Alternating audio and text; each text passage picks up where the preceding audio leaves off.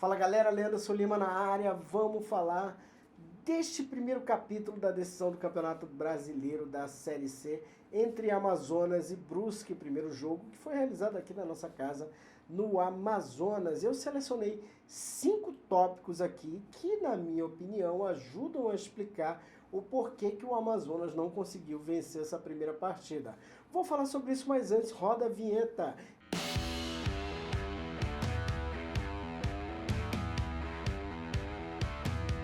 Para você que é novo por aqui, para você que está conhecendo agora o futebol amazonense, que foi para o primeiro acesso agora do Amazonas FC, que nunca viu um jogo de um time daqui na Série B, para você que é novato no negócio, te convido a fazer inscrição aqui no meu canal, hein?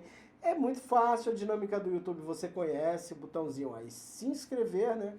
Inscrever-se, clica nesse botão, já vem fazer parte aqui do nosso time. Eu selecionei 5 pontos aqui para falar sobre esse empate do Amazonas FC, mas é claro que você também deve ter a sua própria análise, se você quiser deixar seu comentário aí, se achar que eu esqueci de alguma coisa, ou se você tiver algo a querer acrescentar, comenta aí, vem com a gente. Compartilhe esse vídeo também, que sempre é muito legal, apresenta para os seus amigos, para as suas amigas, e também deixa aquele joinha maroto que a gente gosta. Chega de conversa e vamos para o 5º tópico aqui do nosso vídeo. Bom, e esse tópico diz respeito à ausência do Rafael Tavares neste primeiro jogo da final. Ao longo do Campeonato Brasileiro da Série C, eu ouvi muita gente dizendo: poxa, mas o Rafael Tavares não está fazendo muitos gols, poxa, o Rafael Tavares teve mais protagonismo na Série D do ano passado. E uma coisa eu sempre disse para essa galera: pessoal, o Rafael Tavares não está jogando para ele, está jogando para o time. Ele está cumprindo ali uma função coletiva, ali está jogando, está se sacrificando ali para que, por exemplo, o Sassá pudesse brilhar, né? Pudesse municiar o Sassá ali no ataque, o Sassá fazendo os gols e o Rafa Tavares ali fazendo o dele. Então, às vezes, sabe, é preciso o cara sair do time para a galera entender a posição dele, a função dele dentro de campo. Você vê ali que o treinador Luizinho Vieira tentou outras alternativas, até em alguns momentos o Ítalo começou a chegar um pouco mais à frente, mas ficou nítido que não é a praia dele, né? Ele tem outra função dentro de campo que faz muito melhor, mas enfim, né? Ficou nítido isso aí, que o Tavares fez falta. E aí vale aquele puxão de orelha pro Tavares: Tavares, pelo amor de Deus, na próxima vez, cara, na hora de comemorar o gol, não tira a camisa, porque foi isso que fez ele tomar um cartão amarelo quando ele fez o gol do acesso contra o Botafogo. Tudo bem, a gente entende a emoção, né? O momento de extravasar e tudo mais, porém ele tirou a camisa e acabou suspenso. Então fica a lição aí para a próxima, para não tomar cartão e não desfalcar no primeiro jogo dessa grande final. Agora vamos para o 4º tópico, e esse aqui, cara, é uma impressão realmente que eu tive. Em alguns momentos ali na construção das jogadas de ataque, eu tive uma impressão de que rolou um certo individualismo ali, sabe? O coleguinha, às vezes, mais bem posicionado, poderia ter recebido uma bola, sabe? Então teve esses momentos ali. Claro que teve um jogadaço coletivo, que foi o do quase gol do Igor Bolt, né, que foi aquela bola que ele recebe ali com gol vazio e ele manda no travessão, uma grande jogada construída, porém eu senti que teve um quê de certa individualidade em alguns momentos ali da partida. E uma coisa que eu quero lembrar sobre isso, pessoal, é o seguinte: o Amazonas conseguiu fazer um baita campeonato na primeira fase porque o time ajustou coletivamente, era uma máquina muito bem azeitada. Perdeu um pouco disso ali na reta final da primeira fase, perdeu os 2 jogos no quadrangular decisivo, os 2 primeiros, porém com a chegada do Luizinho Vieira, o time consegue azeitar e volta a ser essa máquina coletiva. Então, aos jogadores do Amazonas, é muito importante, sabe, ativar esse drive aí, esse chip, e dizer: temos que jogar coletivamente, porque o melhor que esse time apresentou no Campeonato Brasileiro até agora foi jogando dessa forma. E na final, óbvio, não pode ser diferente.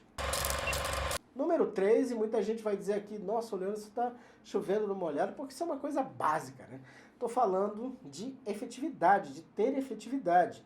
O Amazonas, ele teve 6 chutes a gol no primeiro jogo da final do Campeonato Brasileiro da Série C, contra apenas um do Brusque, né, que estava jogando fora de casa e, evidentemente, se arriscou menos. Então, quem quer ser campeão tem que ter mais efetividade, tem que ter mais capacidade decisiva. De repente, uma dessas bolas ali, por exemplo, podem fazer muita falta no jogo de volta contra o Brusque. Então, se quiser ser campeão, tem que ter efetividade, tem que ir lá subir e resolver o problema, não dá para deixar para depois.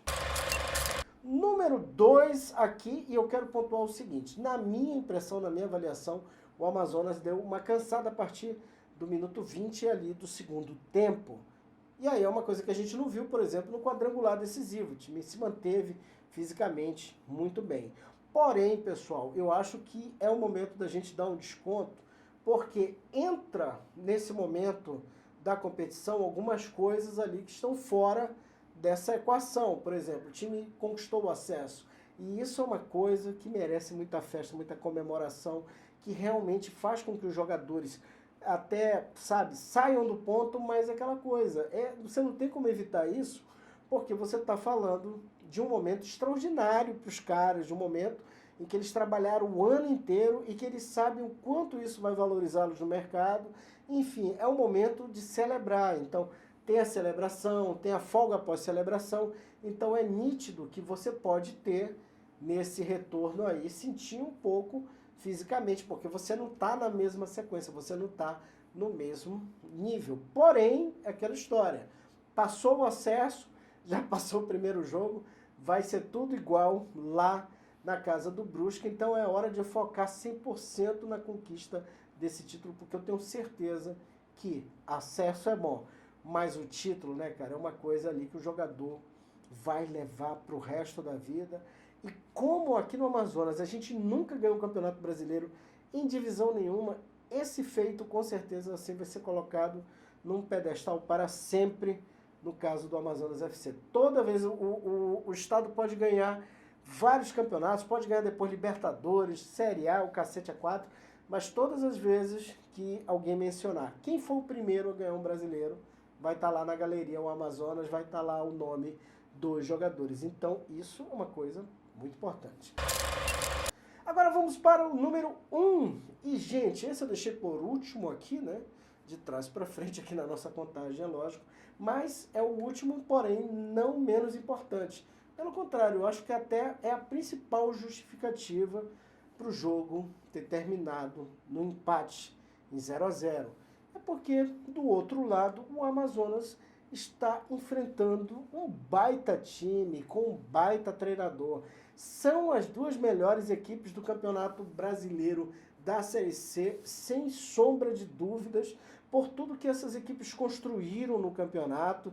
E é nítido que se você vai colocar duas forças ali para um combate, né, uma força como o quadricolor e outra como a onça pintada, é nítido que você vai ter, um baita jogo, uma baita dificuldade, porque são os melhores, cara. Então, às vezes a torcida reclama, a torcida fala, porque não sei o quê, porque faltou o gol, não sei o quê. Pessoal, é isso. Final em 2 jogos, é isso. Às vezes rola uma economia no primeiro jogo, no segundo jogo o pau canta mesmo, porque é a hora do tudo ou nada, é a hora da decisão.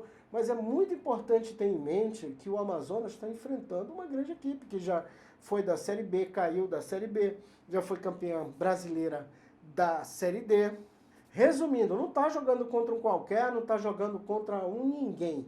Aí tem um comentário até quando eu fiz aquele vídeo aqui sobre o Mangueiraço, né, sobre a vitória do Amazonas lá no Mangueirão, teve um internauta que disse assim, mas você fica aí babando muito o Paysandu, que o Paysandu é esse, que o Paysandu é aquilo. Gente, o Paysandu tem uma história gigante no norte do Brasil. Mas tem um ponto aqui que eu acho legal a gente falar sobre isso, que é o seguinte, assim como eu acredito que a gente não está aqui jogando confete, por exemplo, no Brusque, está falando a verdade, que é um baita time, e isso, eu acho que ressaltar essas características, essas qualidades, ela só faz aumentar ainda mais o mérito do Amazonas caso ele seja campeão. Porque uma coisa é você dizer assim, ganhei de um time ruim, ganhei de um time meia boca, ganhei de um time assim assado, e outra coisa é você dizer, não, eu ganhei de uma baita equipe, com um baita treinador, com baita jogadores, e isso valoriza ainda mais a conquista, gente. E no fim das contas, eu acho que é isso. A gente quer ganhar e quer ganhar de um adversário bom pra caramba, para valorizar ainda mais, né? Para colocar realmente aquela faixa e dizer assim, uau, ganhei realmente de um grande adversário. Eu tenho certeza, por exemplo, que esse sentimento o Brusque teve em 2019, né? Quando derrotou o Manaus nos pênaltis, que teve essa certeza de não, ganhou realmente um campeonato, mas ganhou em cima de um grande adversário, de um adversário que vendeu uma derrota muito cara, né? Que foi, arrastou para os pênaltis do jogo e tudo mais. É claro que eu, como amazonense, filho dessa terra, quero muito esse título, né, bicho? Pra gente acabar de vez com esse tabu, né? Quebrar esse tabu de vez.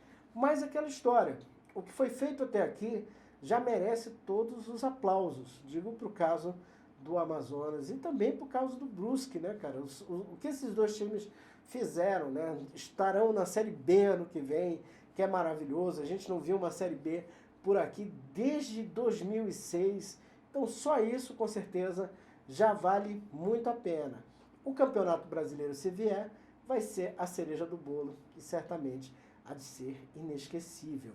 Pessoal, vou ficando por aqui, mas essa semana aqui a gente vai ter muito conteúdo no canal, porque é a semana decisiva, é a semana que pode colocar definitivamente o Amazonas na história. Aliás, definitivamente não, ele já está lá porque subiu, né? Mas pode colocar ele numa prateleira ali especial na história do futebol amazonense. Mas enquanto isso, vamos que aqui, como vocês sabem, o futebol não para.